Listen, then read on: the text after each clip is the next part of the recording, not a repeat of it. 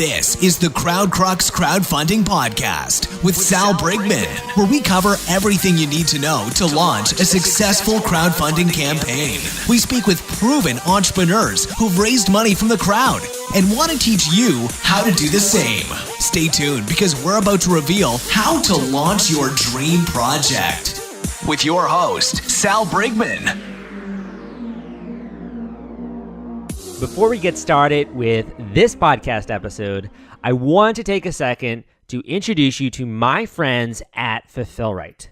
If you need help shipping out your Kickstarter or Indiegogo perks or rewards, Fulfillrite is the absolute best company for you. I've been working with them for a while and I can vouch for their services. They make it dead simple and take all of the headache out of shipping out all of those boxes, all of those orders to your backers and your customers. If you want to check them out, go to fulfillrite.com at FULFILLRITE.com.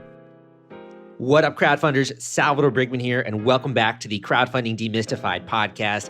I'm excited to announce that this podcast, this show, has surpassed more than 150,000 downloads for this podcast. It's insane to me that many people have listened to this show. We now have over 200 positive reviews in iTunes, and it's all thanks to people like you. Thank you so much for your support. The dedication of the listeners here always astounds me, and some of the great emails that I get. So thank you. It's really my goal to bring you the best education possible so you can launch new projects, that you can set new goals, and really you can launch that business of your dreams. And today's episode is a great example of that. I brought on an entrepreneur who's raised over $900,000 on Kickstarter from more than 12,000 backers for the neck hammock, a better neck relief at your door. It's a really nice product. We're going to be talking a little bit about the product, but also getting into some of the lessons that this entrepreneur learned throughout his projects when it comes to IP, when it comes to assembling a team, and also when it comes to getting media attention and getting the word out. This is a very valuable episode. And for me, I think one of my weaknesses, honestly, is team building. That's something that I want to get better at in 2018. I want to assemble more components of my team so that I'm not the one who's always doing, everything under, wearing all these little different hats within my own business. That's something that I want to get better at, and it's also something that is an essential component of every single successful crowdfunding campaign. The other very quick announcement that I have for you before we get into today's podcast episode is that if in this new year you want to launch your own podcast, you've been listening to this show and you want to launch your own podcast to spread awareness for your brand, you want to launch your own podcast to to build expertise in an industry, to become an influencer, to build your own personal brand, really for any reason, if you want to launch your own podcast, I now have a new book out there on Amazon called Podcasting for Beginners. This is a guide that will show you how to create, launch, and monetize your podcast. So if you want to check out that book on Amazon, you can go to crowdcrux.com/podcasting. That is crowdcrux.com/podcasting. I've been growing a ton since I launched my own show. You can go back and listen to my very early episodes. I sound so different. I sound very meek and introverted and horrible and robotic. And sometimes, I'm trying to be more confident and just like shouting at the microphone. It was just horrible. It took me years to be able to figure out some of these things when it comes to launching an effective show and getting traffic and getting downloads and speaking better and getting on quality guests to make sure you have a show that people want to listen to. And I share all of that with you in this new book on podcasting. So you can check that out at crowdcrux.com/podcasting, and it will be available on Amazon. Without further ado, let's get into today's episode. Stephen, welcome to the podcast. Your crowdfunding campaign has seen massive success, over $900,000 raised on Kickstarter for the neck hammock, better neck pain relief at your door. You sent me some really interesting thoughts and things that you've learned throughout this campaign. And I'm actually really excited to get into this and also to learn a little bit more about you and your entrepreneurial story. Welcome to the show. It's great to be here. Can you give the listeners a glimpse or an idea of your story leading up to this launch? Like, is this your first company? Is this the first product you've made? Can you give us an idea of your background there? Yeah, so I'm a physical therapist. I have been for over 7 years now. And this is actually the third product that I've made, but really the first one that I've actually really tried to take to market. The other two, again, we're trying to fill needs. One was a thing to protect your shoes when climbing ropes for CrossFit. Another one was to basically help people in hospitals, who walk around with all those cords to keep the cords out of your way. But this one came about because I've been seeing a rise in neck pain as a physical therapist over the last few years, just because of technology, what it's done to us. And I've also dealt with neck pain myself. And one day I kind of was working out, I tweaked my neck, and I rigged something up to basically mimic cervical traction, because cervical traction is something that's given me a lot of relief in the past. And 10 minutes later, my neck pain was gone. So I knew that I was onto something because, there's just so many people that have neck pain. They need to, get rid of it. But there wasn't really any great at-home solution. A lot of the products that, were cheap were, very cheaply made and very ineffective. And the ones that were effective were big, bulky, and cost hundreds of dollars. So it was my objective to create something that still gave you, the desired cervical traction pull to basically decompress the spine, but without, breaking your bank account. So that's what I've been working on for the last 2 years now. I would also imagine not having to go every single time to a physical therapist in order to fix those kinks in your neck. And it's pretty clear that a lot of other people out there do experience this problem. You have over 12,000 backers on Kickstarter with the campaign. I do have to ask you, so in terms of this solution, what exactly is the cause of neck pain? Like, why is it that people are going through their lives and they experience this on a daily basis? Well, so you really can classify people into two main categories for neck pain. The first one I would say is just, from chronic sitting, so whether that's driving. Totally me. Yeah, whether that's driving all day, sitting in front of your computer desk, or, traveling on an airplane in those really, really terrible, seats. The muscles in the back of your neck, become very tight and they go into spasm, and it makes your spine tighter, and therefore you get decreased circulation to those nerves. So that's one way. The other way is actually the opposite. The other way is text neck, right? Always looking down at your phone, it actually overstretches the muscles in the back of your neck. So there's really two types of people. But with that being said, you kind of can be a combination of the two depending on the day, right? So The cool thing about my device is that in order to target the two different categories, all you have to do is just shift the neck hammock higher or lower on your neck, because the text neck people, it'll help restore the natural curve in your neck. And then the people who suffer from, just a lot of tightness in the back of their neck, they can just use the general traction. Okay, and this is something you do for like 10 or 15 minutes just to kind of stretch out and loosen those muscles. And even, throughout your day, we're texting so much more than we used to. And we're looking at screens so much more than we used to. And you don't really think of that over an entire day, just the strain that you're putting on your neck with your head and the alignment being messed up. I can totally see that because I also do get neck pain and lower back pain. So I can totally see why a lot of people also resonate with that. So I want to ask you here, you've launched 2 products in the past. So you have some familiarity here with designing a product, with what it takes to really verify if there's a market. But when you saw, I'm looking here, you have a $20,000 goal initially on Kickstarter, and you end up raising $900,000. Was that something that you expected? Was this something that was like, whoa, it kind of blew out of proportions? Walk me through what it felt like to actually have this level of reception with the campaign.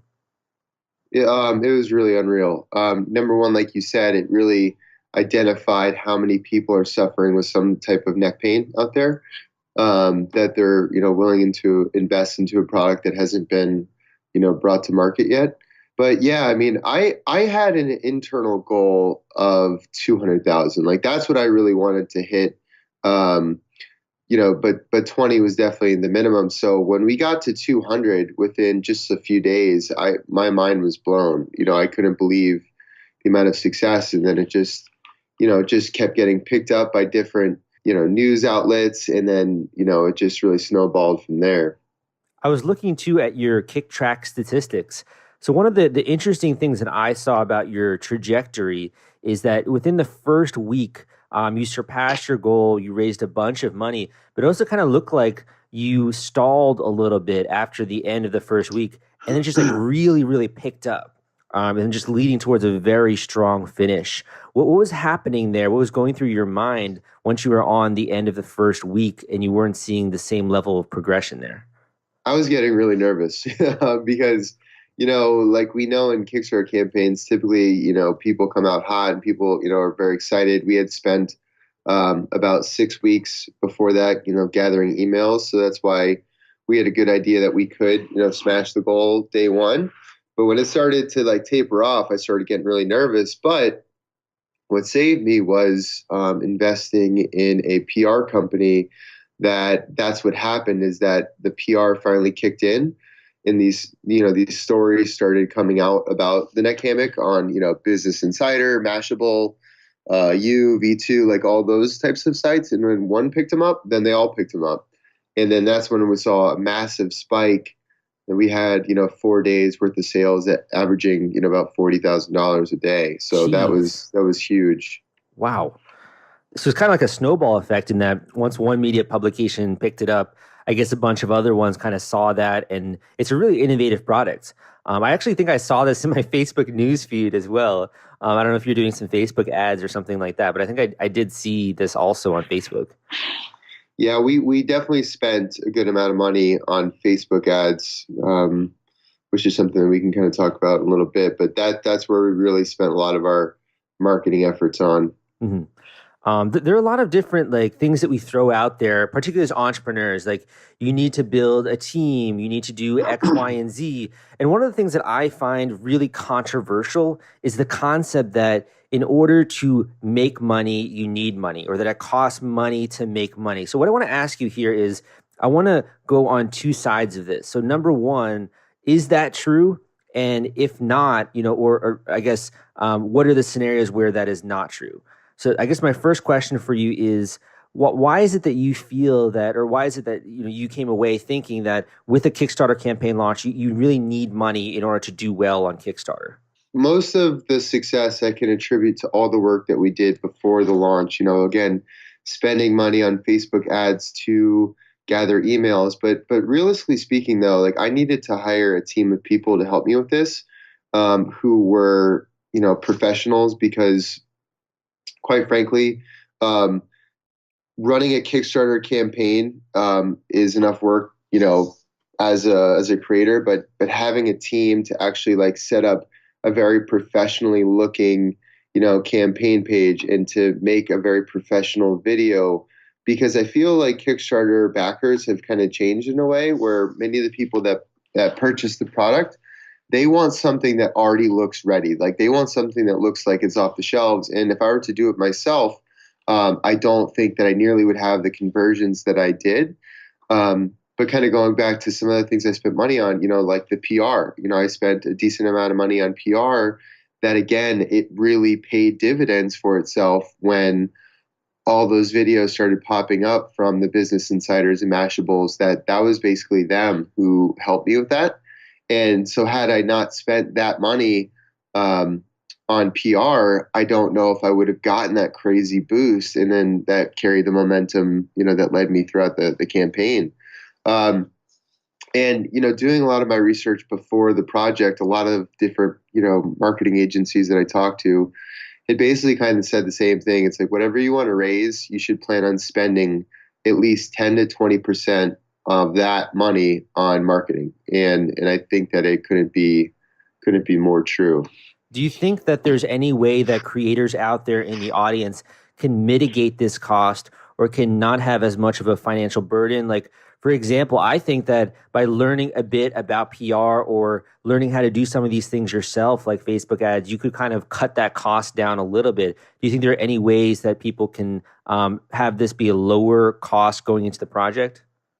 Absolutely. And the thing is I could have, taken my time to learn this myself, but there's only so many hours in the day, and there's only so many hours in the week. And so I really had to leverage my time on what I felt was the most important, like the creative, really coming up with the assets and, being able to portray the device in a way that looks very appealing to the audience, and to make sure, for me to continue to make sure that my product is the best that it possibly can be. I'm speaking to the crowdfunders in the audience who have already launched a Kickstarter campaign or have actually even successfully run a campaign. And the reason is, I think you will understand this pain point most. And that is, when you finally do raise money on Kickstarter or Indiegogo, the hardest part is not collecting the cash. The hardest part is shipping out all of those perks and rewards to your backers. It is a nightmare, my friends. It's a lot of spreadsheets, it's a lot of headache, and it's a lot of stress. That's why I recommend BackerKit. If you have not heard of BackerKit, they help you collect surveys, they help you collect data, and the entire fulfillment process is just so much easier and so many less spreadsheets when you use their software. You can check them out at backerkit.com and use CrowdCrux for a special discount. Whereas I would rather kind of leverage my time there and pay someone else to, like, if that's like what they're really good at already and they've already done this hundreds of times, I would much rather spend the money on them than me go into this as a novice. With that being said, if you have a good enough product and you can portray it in a way that in itself, I think, can save you a lot of money. But, leveraging friends who do graphic design or do videography, all of those things, because I still did use a lot of friends who were in those outlets to save me some money, but I still ultimately had to spend. Yeah, those are some really good ideas. What were some of the things you were juggling in your own life when you were doing this project? So I don't know, did you have a full-time job, or did you have these other ventures you were also kind of running behind the scenes? What were the different things you were having to juggle along with this? Yeah, so I own my own physical therapy practice, and before the Kickstarter launch, I was spending about 44 hours a week on patient care. And that doesn't include any of the back end stuff like the administrative work and whatnot that it takes to, run a business.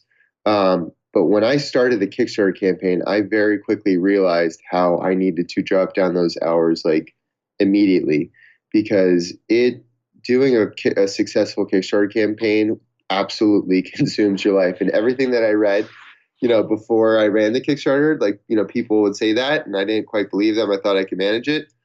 But it really does become a full-time job when you get into it. It does. And also your sleep will definitely decrease as you're going about one of these campaigns. So it's kind of just a natural byproduct of gearing up to a really big launch. And also, I mean, there's just so many things to keep your eye on the ball as you're going through the launch process. All these things you're keeping track of. So it's kind of a pressure period. But I also think it's really a compressed learning experience where, like, to be able to do this in 30 days and to gear up for that, you're learning so much along the way. And also through the actual business, you're getting so much validation. It's like a mini startup in a way. And you can see at the end of the process whether or not this is something you want to continue with. Like you said, like you might walk away with an average of like 4 hours a night of sleep, which was what I was getting. And it the impact of going from 0 to 100 that fast, where now you basically already have to have a well-oiled machine prepared for all of these orders, even though the whole reason why you're on Kickstarter is to raise money so that maybe this idea is good, maybe it's not good. So you really have to learn on the fly and how to set up an entire business and have it ready for, something that could go really big. What's been the most rewarding part of this process for you, doing the campaign, preparing for it, creating the product? What's been the most rewarding part for you? The most rewarding part for me, honestly, is the fact that I am super excited that people suffering from neck pain will actually get something that may help. I get at least 5 people a day, reaching out to me saying like, their husband had neck surgery years ago and he's been suffering from neck pain for like 10 years, or they have a daughter who can't study because, her tension headaches are so bad. So for me, the most rewarding part is actually being in a position now where I can deliver product to these people who are going through, so much pain. Because ultimately, me as a physical therapist, like that's one of my goals is, well, how can I reach, the most people without actually having physical contact with them? And I think this is a great start. I don't know. There's just so many cool things about a Kickstarter campaign that, just seeing your idea, like something that you thought could be a good idea, and actually getting the market validation by a lot of people who also think that it's a good idea. I think that's something that's a really special feeling that it's hard to describe until it actually happens to you. I think it's astounding as well. You coming from more of a medical background here. I mean, a physical therapist, traditionally we think of someone who's providing a service for others, but you also have this other sort of entrepreneurial bent. And I've actually been seeing more and more people, more and more doctors getting into business and doing these other things. Do you think that this is something that if you own your own practice, you're going to have to develop more and more revenue streams, coming up with your own products or these different things? Or do you think you're sort of unique? Like you just have that entrepreneurial bug, you've had it all your life? It's funny. So I've been on 2 other physical therapy related podcasts in the last 2 weeks, about the Kickstarter campaign. And I think one of the detriments with physical therapy as a profession when it comes to innovation is that we've been spoiled by insurance companies and how they basically, are the ones who pay the bills. And so we don't have to necessarily have to be as innovative to get clients. But now you're seeing a lot of people move into cash-based businesses because insurance reimbursement is going down. So I think that because of that, you are going to see a lot more innovation, like what you're seeing with me, what you're seeing with, other people coming up with really cool products who are also trying to come up with, like you said, other, revenue streams because quite frankly, the money isn't there from insurance like it used to be. Mm-hmm. I think that's something where the market sort of forces you in a sense to be more innovative, and it sort of encourages more and more people to think outside the box in order to come up with some solution. So it's it kind of sucks, I imagine, for that to happen to you, professional wise, but also it's kind of great for the economy in that way. So it's kind of interesting. One of the questions I had for you is, so if we're going into a new crowdfunding campaign, we're just like you where, we're not necessarily business owners by trade, or we're not, entrepreneurs our entire lives. One of the big things is having to hire people just like you did and assemble a team. And I think there's always a risk when it comes to that, particularly with people who can, rip you off, or scammers in the industry, et cetera. Do you have any advice on that front or how you dealt with that? Yeah, it's one of those things that when I first had this idea, I thought I was ready to launch it a year ago, and thank God I didn't, because I was not ready. But you're so excited about your product, and functionally you think it works and everything, but there's so many other things that you need to have prepared that if you go into it too soon and too early, that can be a recipe for crash and burn for your business. So there was a lot of agencies that I talked to who were ready to help me launch, and they're ready to help me go for it. And that was basically kind of a turnoff because I thought to myself, I'm like, well, my product isn't quite ready yet. And after doing some research, with other Kickstarter campaigns, it made me kind of be a little bit more patient. So then when I finally found this other group, they don't take on that many projects a year, and they also kind of agreed that I should kind of wait a little bit. So, kind of really just testing the waters and talking to a bunch of different groups to see which is, an appropriate fit for you. Because one of the other things that I ran into halfway through the campaign is people started ripping off all my content.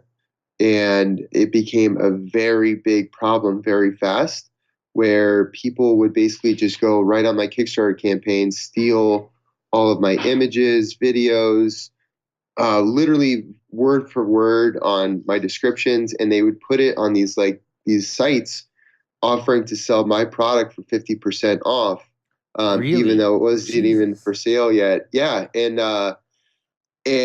when you're thrown into that, no one teaches you how to deal with that. Like, where do you even start?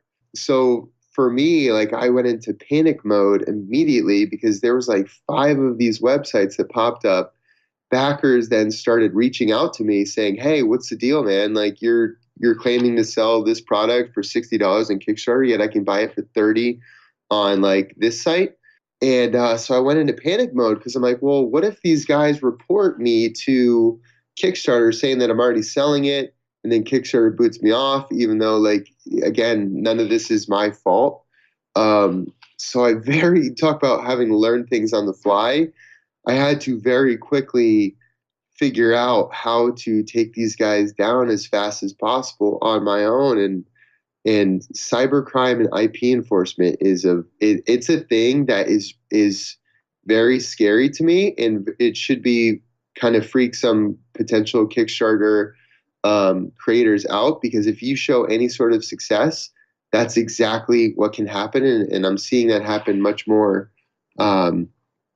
Now that I'm aware of it, I can see that it's happening to other people as well too, and it's just. I had to interrupt this podcast episode because I want to introduce you to my friends at The Gadget Flow. Their product discovery platform reaches 22 million people per month. They've helped more than 5,000 crowdfunding campaigns thus far, and they have a social media following of more than 700,000 followers. If you want to gain access to their marketplace and list your own product, you can go to thegadgetflow.com/submit and list your project today.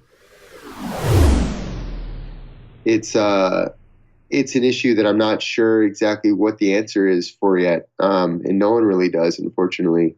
Putting yourself out there, you're always going to be a target if you do see any sort of success. And when you have a physical product that you've worked years to perfect, and you have the designs and everything, the marketing, and to see someone just rip it off, in a few minutes, like that not only is like heartbreaking, but it's also infuriating.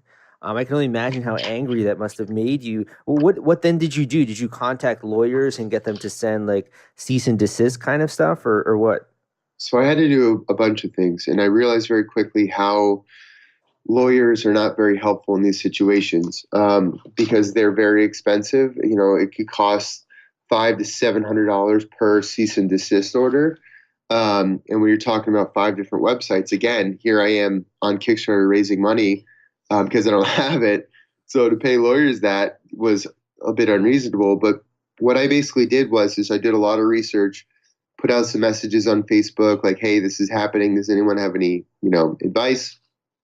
And some of my friends would send me, there's links to Shopify, Facebook, and Instagram DMCA takedowns, where you can report it to them saying, hey, this person's, using my copyrighted content, trademarked content, etc.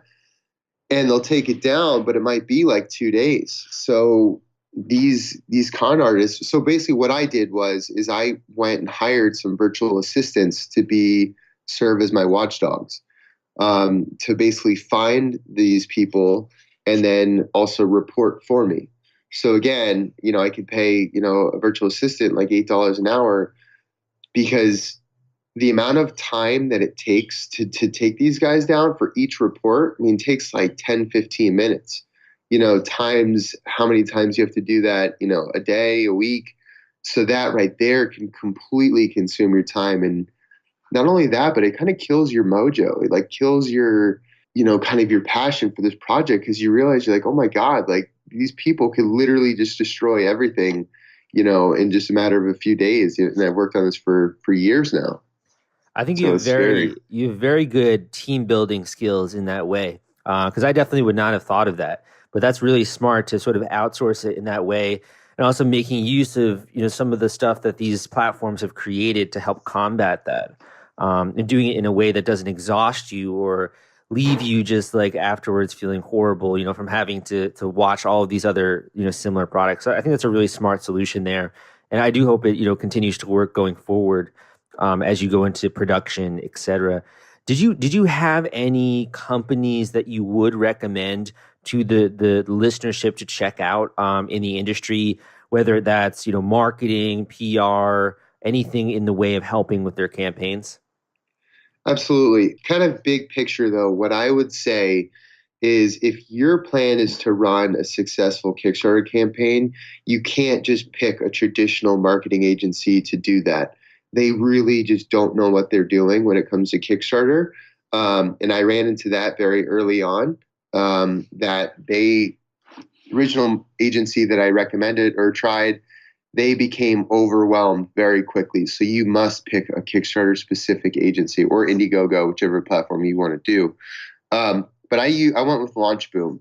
LaunchBoom, they've been great. They've been, helping me, step by step along the way.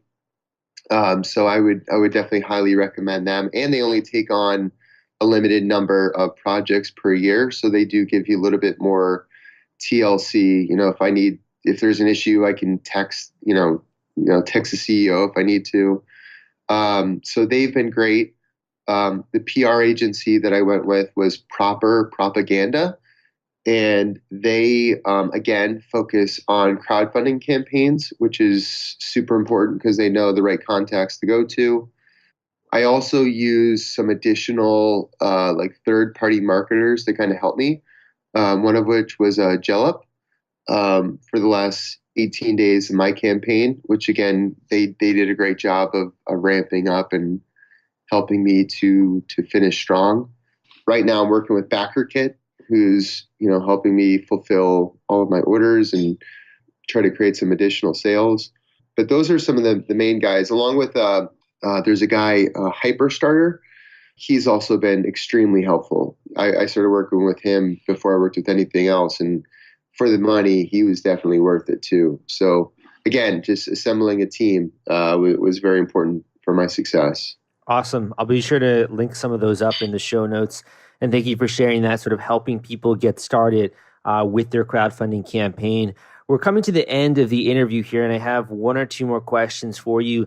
The first one is that I want to make sure that we've hit all of the lessons and all the things that you want to share with the audience. So do you have any other things that we've left out, or things that you did want to share, or even someone, going back in time, talking to yourself, gearing up to this launch, would you have told yourself anything looking back? I cannot underestimate the importance of making connections with people. Running a successful Kickstarter campaign is one thing, but then also being prepared for everything that you need post-campaign is super important. One of the things that I did was, I really, in a lot of ways, I really feel like I got lucky because, just through meeting, some of my patients or just random people who I was, friends of a friend with, helped me find, shipping and freight companies, helped me find fulfillment companies, helped me find actual like manufacturing companies in China where had I not met these people, I would have been, had this great idea, but not even known how to make it because, going to China and having people rip you off is also a very scary thing as well. So the importance of making connections with people, and do not be afraid to ask, just put it out there. If you ever don't have an answer to something, just put it out there into the universe and you'd be very, very surprised on who has an answer to your question. The other thing, kind of going back to the people who have, kind of scammed me and ripped me off a little bit, is the importance of developing, putting in the money, trademarking your name or logo, copywriting a lot of your information. That really saved me, and that allowed me to get a lot of the fraudulent content offline much faster.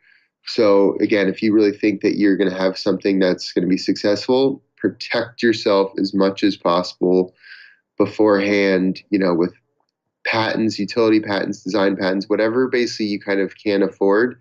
It's worth the investment to do it on the front end because trying to do that after the fact, you could really, get yourself in trouble. Yeah, exactly. Very well said.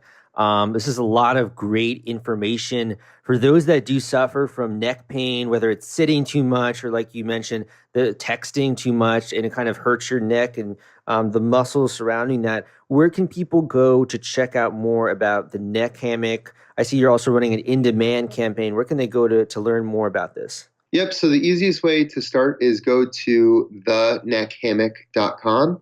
And, all the information will be on there, and that for the time being will redirect you to our Indiegogo in-demand campaign. Great. And my final question for you is, how has this campaign changed the trajectory of what you're doing? Are you going to be launching more of these? Are you going to be coming out with more products? Is this now you're going to shift to more of like an entrepreneurial kind of career versus the physical therapy? What's next for you? Absolutely. I think that, you have to really water the seed that yields you the biggest pumpkin. And after I've seen the success with this, I really need to spend a lot more of my energy on this project. And then once this project is basically ready for me to, hand it off or to move on, I would absolutely love to do another project on Kickstarter again, especially now that I've been through the process. I think I'll be much more prepared the second go round than the first. Awesome. Well, thank you so much for coming on the show, sharing all of that great information, and we'll have to have you back. Excellent. Thanks so much. Thank you for listening to this episode of the Crowdfunding Demystified podcast. Again, my name is Salvador Briggman. Thank you for tuning in here today and spending a little bit of time with me as we explored how to launch a successful campaign on Kickstarter, or a lot of the techniques that we talk about can also be applied to Indiegogo. This individual was extremely generous with sharing what worked for them with crowdfunding. I think the biggest takeaway that I had was you gotta build a team. You have to budget. You have to make sure that you have people that are smarter than yourself and have skills in different areas. That is my number one takeaway from this show. I would also love to hear from you. If you haven't already, take a sec to rate and review this podcast on iTunes. And finally, the last announcement that I have for you is, if you want to build a personal brand, if you want to become an expert in your industry, or if you want to use quote unquote content marketing and get people to have a little bit more awareness of your brand. You don't have to necessarily be an expert. Even having an online store, you can use podcasting as a way to connect with potential buyers, people that are interested in your services and your products. And it's also pretty cool to be able to interact with an audience and have an audience there who gets to know you over the years and sees the quality of your content and your willingness and values behind the scenes. So if you're interested in launching your own podcast, either you've seen the success of mine or you've seen the success of other people's out there, I have a book now on Amazon that you can check out called Podcasting for Beginners. This is how to create, launch, market, and monetize your podcast. It is a perfect thing to check out if you are in the early stages. If you played around with podcasting a little bit, you're not sure how to really grow your show. It's also perfect if you have never launched a podcast in your life and you're wondering how to get started. So the link for that is crowdcrux.com/podcasting. That is crowdcrux.com/podcasting. Thank you for joining me on this episode, and I'll see you next time.